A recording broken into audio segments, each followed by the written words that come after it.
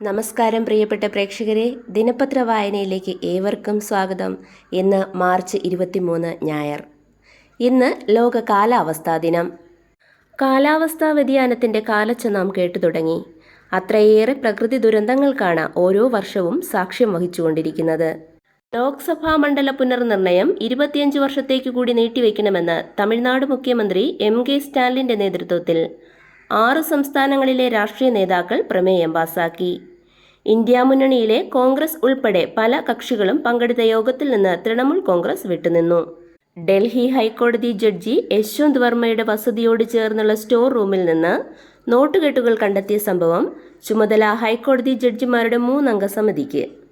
കടൽ മണൽ ഖനനത്തിൽ കേന്ദ്ര സംസ്ഥാന സർക്കാരുകൾക്കെതിരെ UDF ഏപ്രിൽ 21 മുതൽ 29 വരെ തീരദേശ സമരയാത്ര നടത്തും.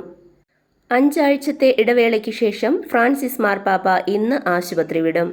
കാതികൻ ഐലം ഉണ്ണികൃഷ്ണൻ അന്തരിച്ചു. ആശാവർക്കർമാരുടെ സമരവേദിയിൽ നാളെ കൂട്ട ഉപവാസം നടത്തുമെന്ന് Kerala ASHA health workers association. നിരാഹാര സമരം തുടങ്ങിയിട്ട് 4 ദിവസം.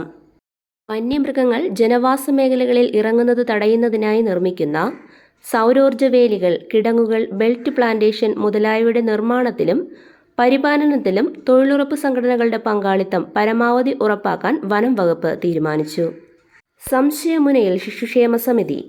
തുടർച്ചയായ ശിശുമരണങ്ങളും കുട്ടികളെ ഉപദ്രവിച്ചതിന്റെ പേരിലുള്ള വിവാദങ്ങളും ശിശുക്ഷേമ സമിതിയെ വീണ്ടും പ്രതിക്കൂട്ടിലാക്കി. സംഭവത്തിൽ ആരോഗ്യവകുപ്പ് പ്രാഥമിക റിപ്പോർട്ട് ആവശ്യപ്പെട്ടു. ലബനനിന്റെ തെക്കൻ മേഖലയിൽ ഇസ്രയേലിന്റെ കനത്ത വ്യോമ ഷെൽ ആക്രമണം. ഒരു കുട്ടിയുൾപ്പെടെ 2 പേർ കൊല്ലപ്പെട്ടു, 8 പേർക്ക് പരിക്കേറ്റു. നവംബറിലെ വെടിനിർത്തലിനു ശേഷം ആദ്യ ആക്രമണം. ഗാസയിലും ആക്രമണം, 130 പേർ കൊല്ലപ്പെട്ടു. സബ്സ്റ്റേഷനിലെ തീപിടുത്തത്തെ തുടർന്ന് വെള്ളിയാഴ്ച 18 മണിക്കൂർ നിശ്ചലമായ ഹീത്രോ വിമാനത്താവളത്തിന്റെ പ്രവർത്തനം പുനരാരംഭിച്ചു. US-ൽ നിന്ന് 5.32 ലക്ഷം പേരെ കൂടി നാടുകടത്തുന്നു. മാസത്തിനുള്ളിൽ തീരുമാനം നടപ്പിലായേക്കുമെന്ന് ഹോംലാൻഡ് സെക്യൂരിറ്റി വകുപ്പ് അറിയിച്ചു. 2022 ഒക്ടോബറിന് ശേഷം എത്തിയവർക്ക് നൽകിയിരിക്കുന്ന താൽക്കാലിക നിയമപരിരക്ഷ പിൻവലിക്കാനാണ് ട്രംപ് ഭരണകൂടത്തിന്റെ തീരുമാനം. ചെക്രാമുടി കയ്യേറിയ 13 ഏക്കർ തിരിച്ചുപിടിച്ച് സർക്കാർ. കാട്ടാനകളടക്കമുള്ള വന്യജീവികളെ ട്രെയിൻ ഇടിക്കുന്നത് ഒഴിവാക്കാൻ AI സംവിധാനം ഏർപ്പെടുത്തിയതായി റെയിൽവേ അറിയിച്ചു.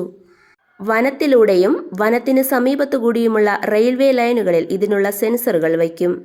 മണിപ്പൂർ കലാപത്തിൽ ദുരിതമനുഭവിക്കുന്നവർക്ക് സാന്ത്വന സന്ദേശവുമായി സുപ്രീംകോടതി ജഡ്ജിമാരുടെ സന്ദർശനം.